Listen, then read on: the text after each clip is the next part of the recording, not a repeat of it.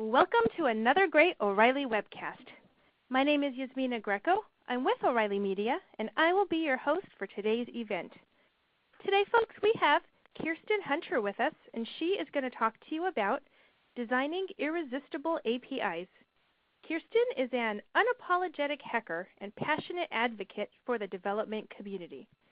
Her technical interests range from graph databases to cloud services, and her experience supporting and evangelizing REST APIs has given her a unique perspective on developer success. In her copious free time, she's a gamer, fantasy reader, and all-around rabble-rouser. Code samples, recipes, and philosophical musings can be found on her blog, Princess Polymath. Folks, we're very excited to have Kirsten with us today to present this webcast for you all. As we get the event started, I'd like to go over a little housekeeping to help you get the most out of today's webcast. First, you'll want to open your group chat widget if you haven't already done so. This is where we can interact with each other during the event and where you can submit your questions for Kirsten. We find that our audiences usually have a lot of good knowledge to share, so we encourage you all to chat freely during the event. However, if you have questions for Kirsten, please preface them with a capital letter Q so we know that they're for her and we can make sure we see it for Q&A. You can also open, move, and resize any of the other widgets. If you'd like to tweet from the Twitter widget today, you might need to give it permission to access your account. The Twitter widget will automatically append the event's hashtag to your tweet so you don't have to. And today, folks, our hashtag is OzCon, all one word. If you have any trouble with the webcast, please take a look at your help widget. If you continue to have trouble, just post it in the group chat and one of our staff will help you right away. If you have any choppy audio or stalled visuals, try refreshing your window. And remember, the best thing you can do for a good audio stream is close any apps that could interfere. People always ask, so we'd like you to know we are recording today's webcast, and we will have the archive ready usually within 48 hours. And folks, at this time, it is my pleasure to turn the program over to Kirsten for her presentation. Hello, Kirsten. Hi there. Thanks, everybody, for attending my presentation. It's an honor to have the opportunity to talk about this, which is one of my favorite topics. I'm going to give you a little bit more information about me so you have some context about what I'm talking about. I have been working with APIs and the developers who use them for almost 10 years. I currently work at Akamai as part of their open team. I just started there. Previously, I worked at Social Text, Netflix, LinkedIn, 3Scale, and in the process of working with those API teams, I learned a lot about stumbling blocks for developers. My goal in life is to reduce the amount of frustration in the world, and this is, of course, an area that's full of opportunities for improvement. So I wanted the world like King and Kung Fu, teaching companies to make APIs that don't make developers cry, and also teaching developers how to use those APIs without crying. An important note about this presentation, I'm only going to talk briefly about architecture and creating a schema. Irresistible APIs can have any one of the available architectures and pretty much any schema as long as you follow the make. This will make sense as you go along. Also, this presentation applies to open, external APIs as well as internal private ones. This presentation will be fairly high level, and it's designed to be useful to developers, product managers, designers, and even executive management types. So my presentation style, you probably noticed that I have pretty slides that don't have very many words on them. There's a very good reason for this. If I put up slides that have bullet points on them, what happens is I read them to you, you read them to yourself, and it's like story time, and we all fall asleep. So I want you to listen to what I have to say, but I don't want you to have to randomly and drastically, frantically scribble down notes about what I'm saying. So when I post these notes on this presentation on SlideShare, I will have notes, speaker notes, the ones that I'm working from. And my Twitter handle is Synedra, Synedra. And if you have any questions after the presentation or just want to touch base with me, I'd love to hear from you later. So my website, as she mentioned, is www.princesspolymath.com. And I also don't have codes on my slides, but I do have a GitHub repository of Synedra as well. And you can find a lot of examples of how to use APIs in there. So first of all, let's start out with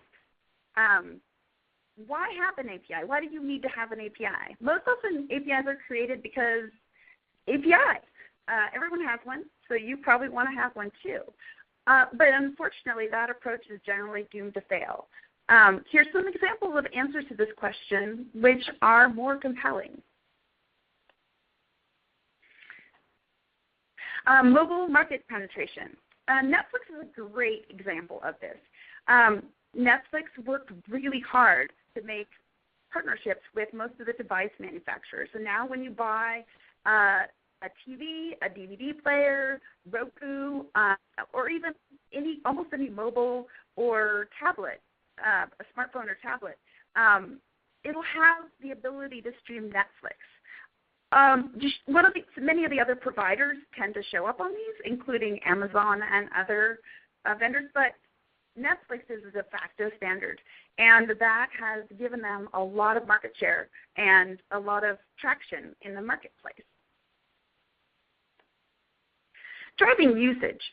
So if you think about Twitter, LinkedIn, Facebook, these are all social media websites, and they really thrive only when people interact with their content on a regular basis, post new information, comment on it, share it, talk among each other using these sites. Having APIs that allow for great integration and encouraging users to use the integrations to deal with the site, to spend time on the site, can really help make sure that you keep your users and keep them involved in your product. What causes a lot of APIs to fail is people don't end up using it. The users don't engage with it. So driving usage is a great business use case. Okay, so also there's the possibility of a defensive strategy. Get there first. So first I'll give you an example of something outside the API world, which is in the book world. So if you think about what happened with Amazon, Borders, and Barnes & Noble, Amazon established themselves as the main bookseller on the web. Barnes & Noble saw this happening, and they gave it a good shot, and they survived, although they are sort of damaged from the reach that Amazon has gotten. But Borders sort of behaved as if the internet was a fad, and they're no longer in business. So in the API world, Best Buy was one of the first brick-and-mortar-based electronics companies to have a strong API. And as a result, they've had a much stronger uptake in the use of their API than other competitors. Circuit City is an example of someone who didn't get on board, and that's likely one of the reasons why they went out of business. Partner connectivity. I can't say enough about this. So one of the things about business cases is, what you want to think about is, if I were trapped in the elevator with my CEO and he said, why do we have an API? Monetization is very, very unlikely to be the reason that you have an API. Partner connectivity, once the partner has written the code and integrated your systems with their systems, made your reporting go to their back-end analytics, or gotten their front end to integrate with your system, you have a lot of leverage. They're much less likely to go away. Of course, you need to treat them well, as any partner, but creating this kind of connectivity can really give you a much stronger hold on the partners that you are working with. So that's business cases. I'm going to talk about a few technical cases. In all of these cases, the companies are only API companies. They are monetizing their API because they are providing a service that's difficult to do without their service. So the first example, the first two examples are actually about email. Email is a very difficult thing to handle as a business. Sending emails, you have to format them so they work in different clients. Managing when the emails go and who gets which emails. This is all stuff that can really annoy your users and destroy the reach that you're trying to create. People are very sensitive about email, and you want to make sure that you handle it correctly. So SendGrid is a company that makes sending emails, making sure that they go out correctly, making sure that they look great. They make sure that that happens. So that's their strategy. So then the next system I'm going to talk about is context.io. So just like managing the sending of emails is difficult and challenging,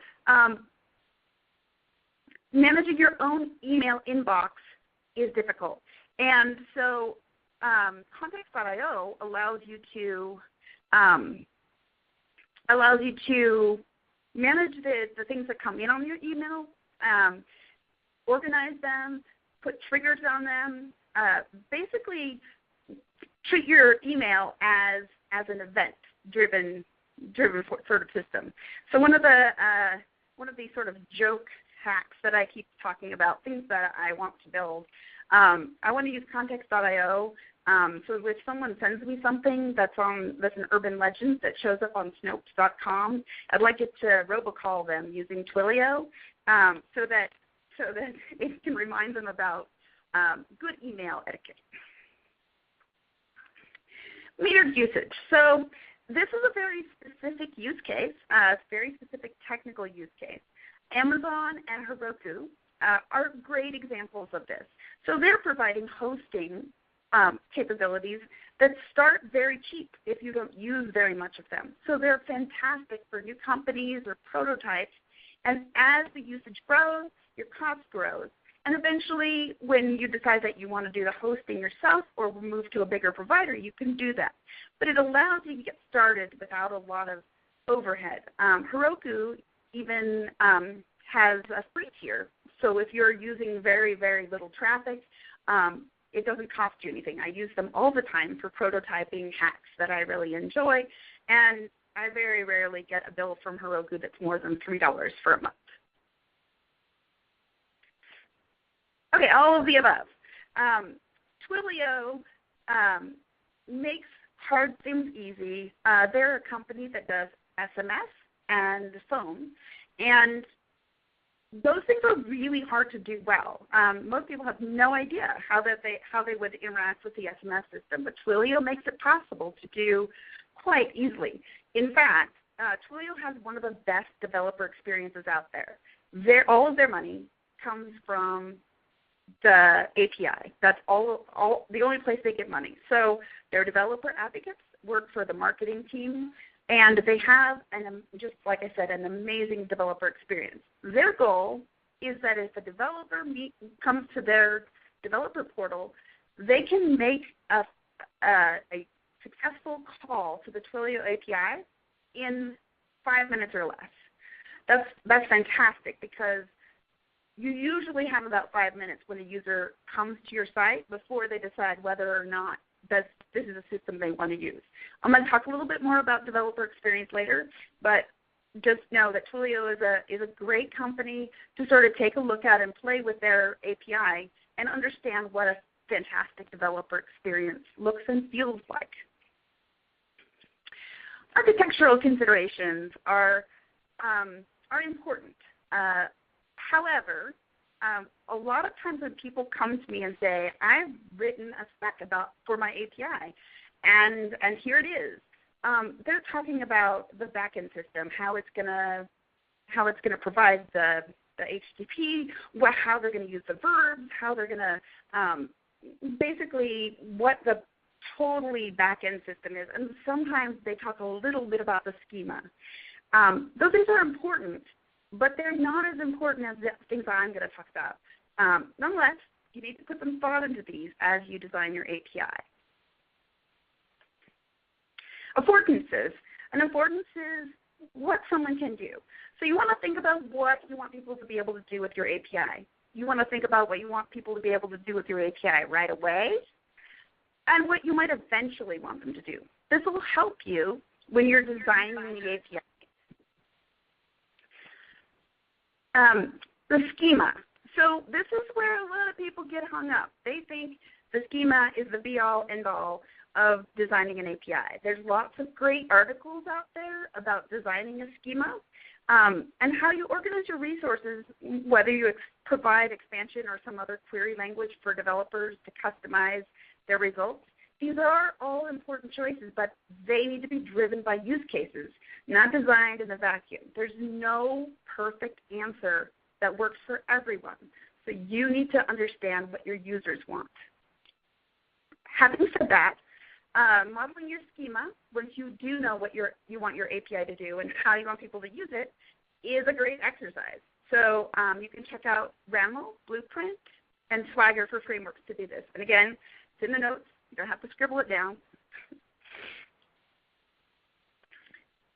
Okay, who can do what? Authentication and authorization, people frequently conflate these two topics. They are very different. Authentication is who am I? So it's your driver's license, or it could be your username and password. In the web world, there's two common authentication schemes. There's OAuth, which is frequently used for APIs, and two-factor authentication is frequently used by financial systems. So OAuth allows the user to say, yes, it's okay for this application to act on my behalf with the main system. That's great. It also means the user doesn't have to keep track of another username and password. They can just go ahead and use, so examples of this are Twitter or LinkedIn or Facebook. In fact, you can use those social sites to handle your user identity, so you don't actually have to keep track of usernames and passwords. You can just leverage the identity that they have in social media sites. So that's something that you can, a way that you can do authentication without having to roll your own. Two-factor authentication is something you might hear about. It doesn't have as much of a use in APIs except around financial services. And just so that you understand what that is, if you hear it, two-factor API talks about something that you know and something that you have. So, for instance, when you go to an ATM, you know the PIN and you have the card. And when I go on Bank of America to transfer money to my dad, I know my username and login, and they will send a text to my mobile phone. So if I have my username and password and I also have my mobile phone, they have a reasonable expectation that that's me making that request. So that's authentication. Authorization is what can I do? So a lot of people think once a user is authenticated, they can do anything. But obviously that's not true, right? If you have an administrator login, you should be able to do more with the site. If you have a driver's license that says you're 19, you're not going to be able to buy alcohol. Remember, and be really careful to make sure that other people understand as well. These are very different things. Authentication, authorization. Don't conflate them. You need to keep the ideas separate and think about who can do what. Once you know who's doing what, auditing can happen. You can figure out what application or user combination is doing things. And this is great for measuring, also keeping people from bad actors from creating denial of service on your system. And additionally, you can use authorization in combination with rate limiting and throttling based on your relationship with the application provider. Most APIs have set amounts of rate limits, for instance, 4 per second, or throttling limits, 500 searches per user per application. That works out pretty well. And then if you're a fairly large user, you can push at the provider and say, hey, I need more calls. One of the coolest things I've learned about Facebook, Facebook isn't known for being perfect with their APIs, but they have one of the most amazing throttling setups that I've ever heard of. With Facebook, your rights to people's walls are throttled based on how popular your rights to people's walls are. If you post a lot of content that nobody comments on or shares or likes, then they reduce your throttle limit. It looks like noise to them. It looks like you're probably spamming people. If, on the other hand, you're posting content that's really amazingly interesting to people, then they'll increase your throttle limit. So it is a little frustrating for developers not to know at which point they're going to get throttled. They have to write very defensively to understand, to be able to handle when they start getting throttled. And it's a little complicated for them to understand that there isn't a set limit. On the other hand, I think it's fantastic to use this kind of system to encourage the kind of behavior that you want among your developers. Okay, so let's get to the point now. Now, why did I tell you all this stuff? So your API is a product. It should be a first-class product like any of your other products. You need to understand what the business value is. You need to understand what use cases are valid for your company. And then the API has to make those things, those use cases, easy. So you need to use those use cases to drive development and create tutorials. Your developers are your partners, not interlopers, not annoying people. You need to communicate with them, support them, and help them be successful. As much as possible, you need to share with them the reasons that you do things. Developers, things they don't want to hear, but they would much rather hear them from you directly than have to guess because you refuse to answer a question. Currently, many companies have APIs as requirements for their developers. So their internal developers, whenever they create a new function or a new object, they have to create an API. But they don't have any guidance as to the end user goals. So what we end up with looks like a potato that you left in the garage for too long. Unrelated APIs growing in all directions, ugly, unusable. You're going to end up with duplicated code between the main product and your APIs, and even among APIs, you'll end up with APIs that do quite similar functions. If you don't have some guidance as to what it is that you want people to do with the APIs and how they're going to use them, developers aren't going to be able to create them successfully. So I'm going to talk a little bit about something that most of you probably think is a utopian ideal. API first. Okay, don't tell me you can't do this. Etsy did this. There's a link to a presentation in my notes, which will be on SLIDESHARE. The idea of API first is all of your products, your website, your mobile applications, your third-party integrations, they all run off of your APIs. Your back-end system is completely abstracted from your front-end systems. This allows you to avoid redundant code, improve agility and communication across your teams, and even in the case of Etsy, they found that it improved products that they weren't targeting at all. There's a user activity feed, and they used to do it asynchronously because it took about 10 minutes to run. Now it takes less than a second, and they do it on demand. And they have found that their agility was seriously increased, and the number of issues and bugs that they're running into was greatly decreased because we don't have duplication, we don't have different people accessing information in different ways, and the teams are really kind of required to work together to make sure that everything is consistent. So whether you're a tiny startup or an existing large company like Etsy, who, by the way, transacted over $1 billion US last year, this is worth serious consideration as a strategy to make your future development more successful. Okay, so we're designing our API now. We've thought about API first, and maybe we're using it or maybe we aren't. But so let's go through the process of designing an API that's going to be super successful. First, what is our business value? I gave you some examples of use cases. I can't stress enough how valuable partner integration is as something that you can push up to the top and get your C-suite to be excited about. If that's all you're doing is making it so your partners are successful, that's a great use case for an API. And that is something where you're not going to get deprioritized and unfunded. But maybe your business value is elsewhere. If you have a social site, you want to have integration and activity. But think about it. Think about it just like any other product. What is the value the API is going to bring to your company?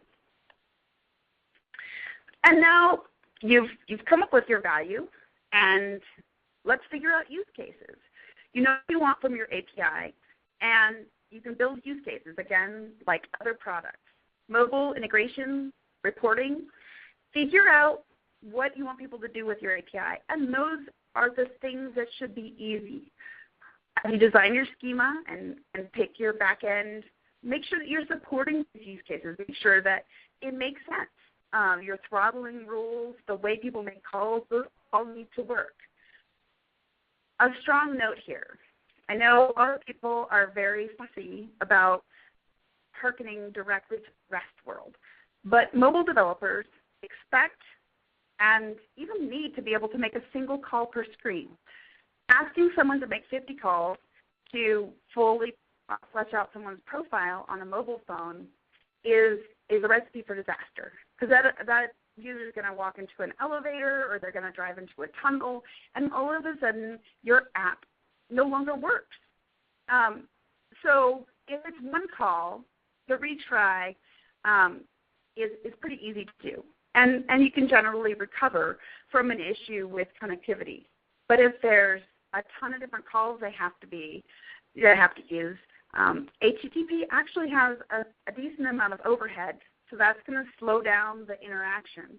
And also, you have this vulnerability every time you make a call where the user might disconnect it. So sometimes you have to allow for expansion, combining the API calls together, or some other kind of non-RESTful affordances. But remember, your API has to be designed to make the use cases you're targeting easy. It has to be easy for users to use, where your users are developers, or no one's going to use it, and it's going to fail. So back to being stuck in the elevator with your CEO. One of the things he's going to ask you is, how are you measuring your success? Executives really like measurements and reports. So while you're thinking about your API and designing it, getting it working, think about how you're going to measure success. Are you going to see what the usage is on the API, or whether you're getting new users from different kinds of interaction? Are you going to count the certain when you're going through this, you can actually consider that even people do the same thing, even if you have the same kind of usage. If you're moving people from a resource-intensive web form to less resource-intensive API, which can be automated, that can be a great measure of your API success. So you don't need to have money directly associated with it, even if you're just making things easier for your developers, your partners, and their users. That's a perfectly reasonable thing to try for. Copy. For your developers, or you're working with developers, stand on the shoulders of giants. Find other APIs that provide similar functionality or ones that are great at particular things, and use those to inform your decisions. If another company provides something for competency, like you're talking about with Twitter and LinkedIn for identity, you can consider using other APIs to manage that functionality, especially right when you're getting started. Having other people code do things that are somewhat difficult to do, such as authentication, can help you get started faster. Developer experience. Okay, I am a developer. I've been a developer advocate for a long time. And I will say that this is arguably the most important contributor to the success of your API. Whether it's an open API or an internal-only API, you want developers to be successful, to find your API easy to use, to be able to learn more about the API. Make tutorials. Give them example code. There's all sorts of things that you can provide for them to make it fun for them to learn about your API. People don't learn well from the documentation that we tend to have in technical worlds. Documentation almost always looks like,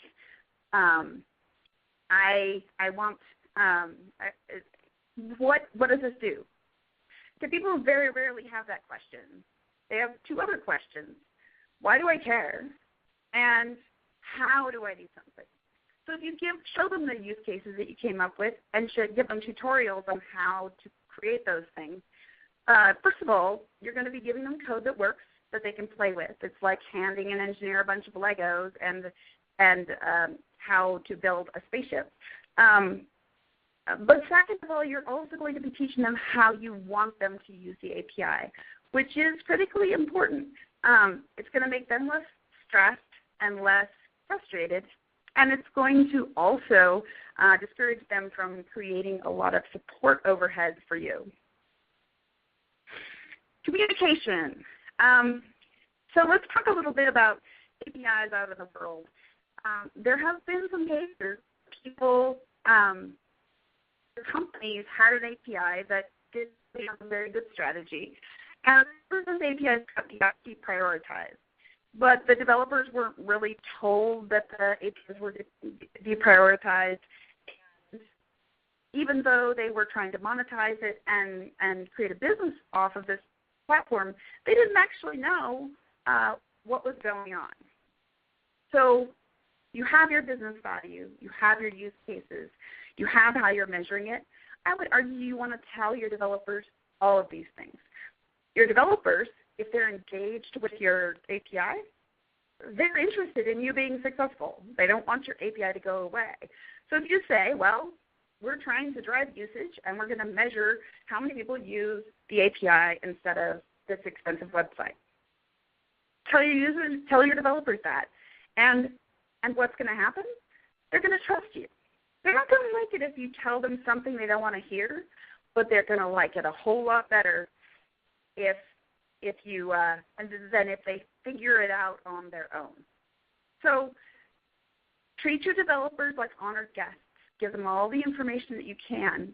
And even if you can't give them information because it's business secret, tell them that. Tell them, you know, at the high level, we had to make some decisions, and we can't put resources on this right now. Marketing. Marketing to developers is not like marketing to regular people. Developers like toys. They like to build things.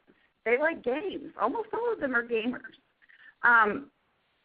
So Firebase is a great example of a developer onboarding experience that feels a lot like a game. When I worked at LinkedIn, we created a choose your own adventure where it sort of helped the users get a token, and then at the end it was like, woohoo, you got a token. Now you can go write something to the API or read from the API. Play with your users. Make it fun. Again, this is whether it's external or internal. You want people to want to use your API. That's what's going to create success for your API.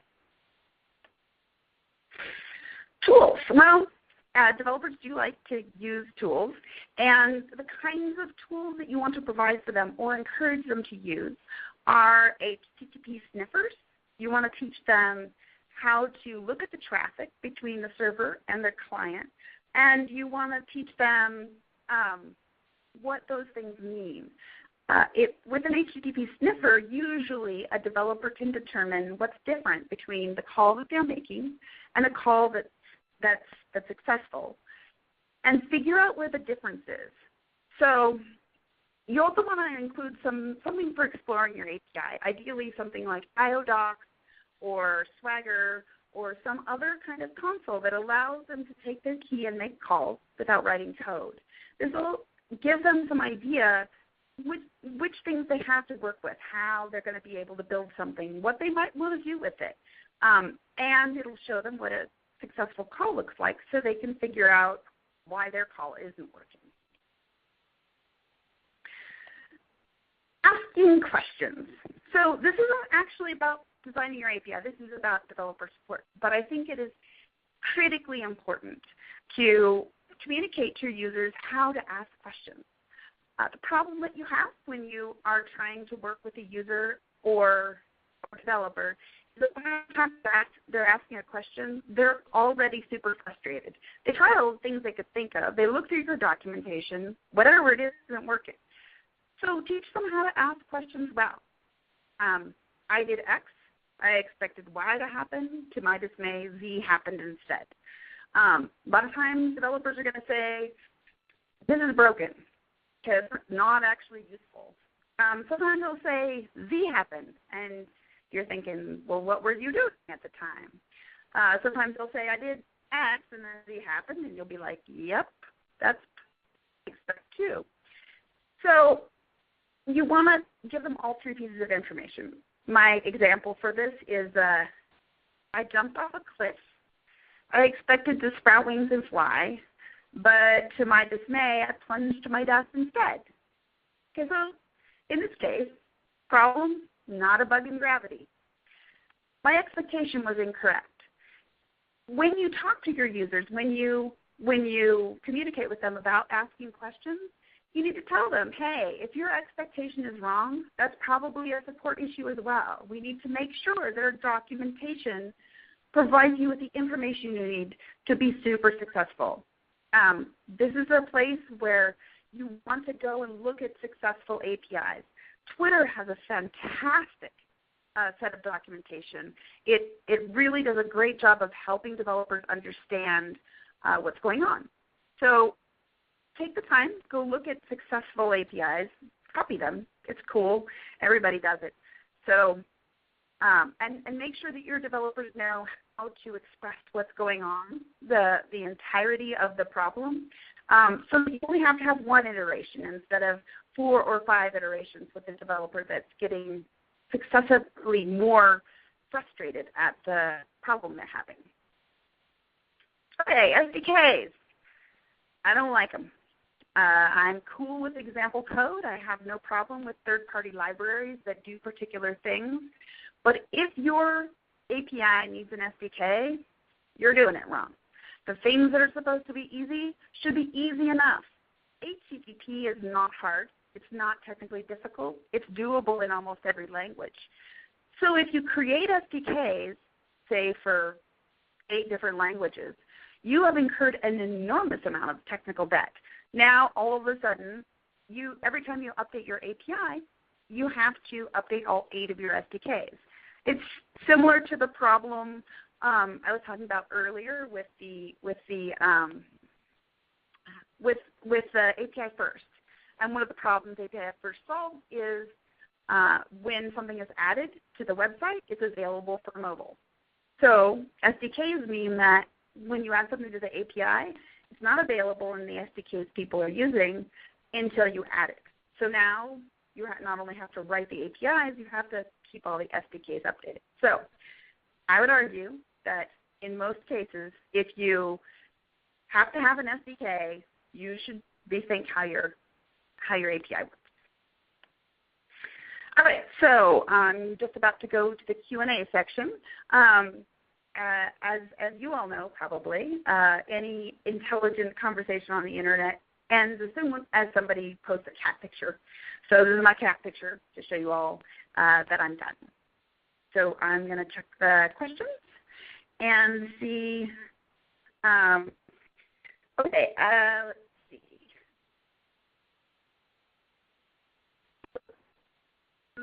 So Ricardo asked, what are the basic rules documenting APIs for other developers?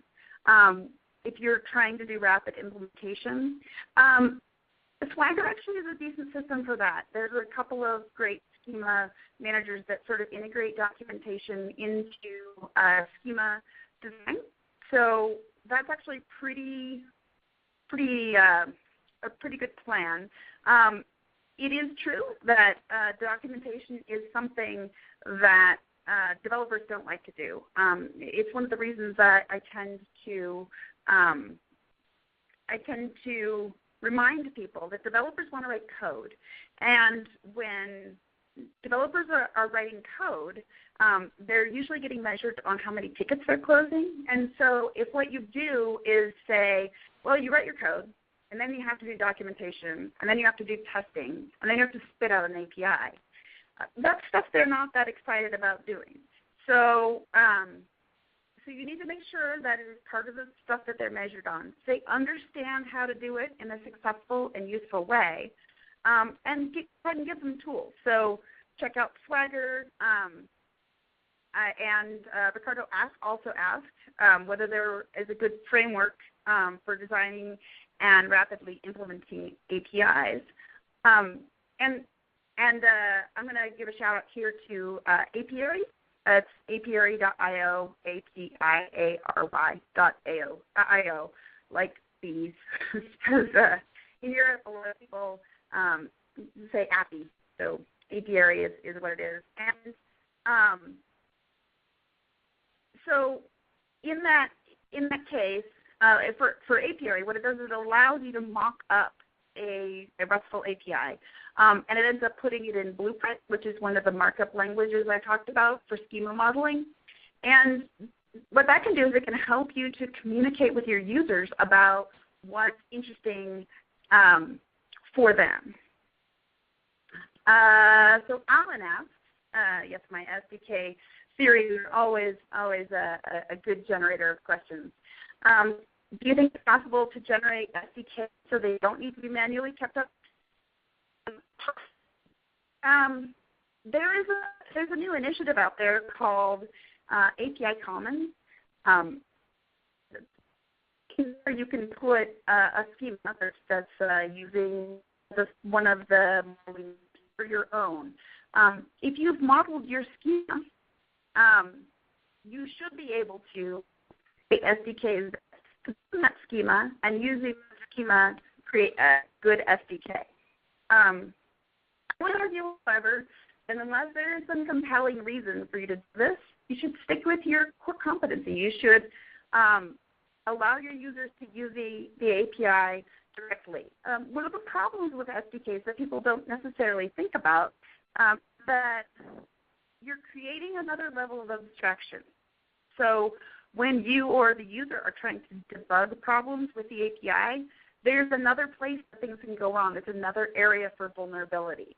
The less your users understand how to directly use the API, the more likely it is that they're going to have to come ask you questions when things go wrong.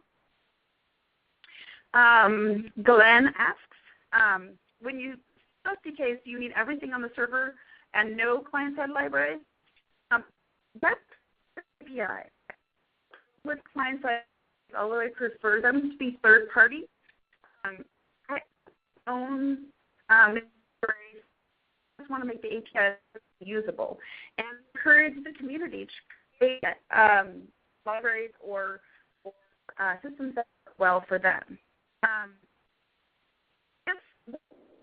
In the past, when I is for users who do go ahead and create those client-side libraries, I test them. I make sure that they're useful. I check to ensure that that is responsive to people who ask questions. And if that all is true, then I will use it as a resource for developers, making it clear that it is a third-party thing. Gregory asked, excellent question.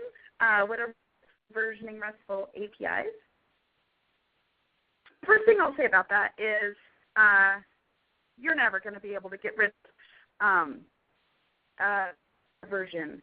That's actually true. You can deprecate older versions.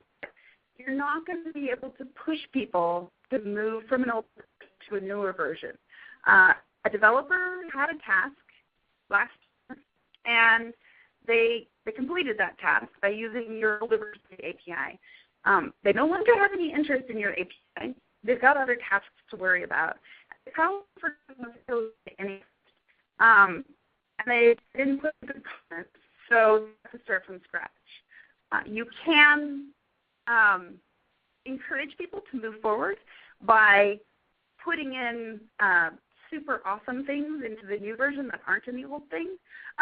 A really great example of this is if you have an activity stream and you put in a subscription model where you used to have a polling model, that's generally pretty attractive to a developer, and that will help you get them to move. In terms of where you put the versioning, that's really up to you. You can have a default and have people put it in as a parameter.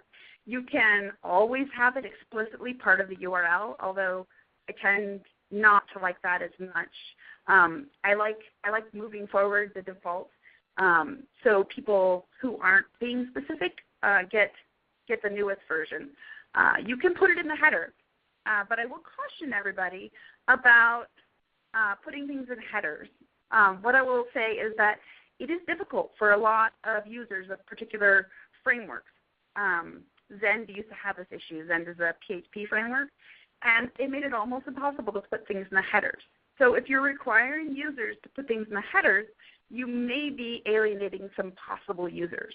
So you always want to think, if I don't make a usable API, nobody's going to want to use it. Okay, Suresh asked, what kind of back-end infrastructure do you need for an API? That's really actually one of the easiest things. You can use Ruby on Rails. You can use Node. You can create APIs with Python or with PHP. It is actually not a particularly challenging technical problem to create APIs. That's the easiest thing to do. Take a look on Google, check and see what other people are using. Node is super awesome, very scalable, works well. I think LinkedIn is still using it, and they serve 4 million hits a day. So this is a difficult technical question. It's actually easier than a website. So model it however you want. Because it's an API, remember you can change the back end as long as the interface stays the same. So you can start out with something that you're comfortable with. As you scale it up and it starts getting challenging, you can switch it to a different kind of engine. Okay. Have I run into situations where a customer asks for a RESTful API, but they want to do things that violate RESTful principles? I will actually say to Gregory, who is the asker of this question, if you look at Roy Fielding's original document, hypermedia was included in it. 99% of the APIs out there don't use hypermedia. I actually think that it's best to push back on people who say, I want a RESTful API, but I need these things for my use case. The critically most important thing about an API is that it be easily usable by the developers. It encourages them to use it. It causes them to use it more often, more frequently, and in better ways, the ways you want. And most importantly, it reduces your support costs. The harder you make it for someone to do what they want to do, the more cases you're going to have to handle, the more people you're going to have to deal with. So as long as you can say these are the use cases that we're supporting, these are the things that we've made easy, your needs are important to us. We want to make sure that your users are successful. It's okay to have some kind of expansion functionality. It's okay to put links in to related information. This makes it easier for your developers to provide a good experience for their users. So Shane asks if I'm not a fan of how Twitter forced their API change from version 1 to version 1.1. I know the Twitter team pretty well, and they put a lot of thought into that. And they realized that the use cases that they wanted to support going forward were not consistent with what they had.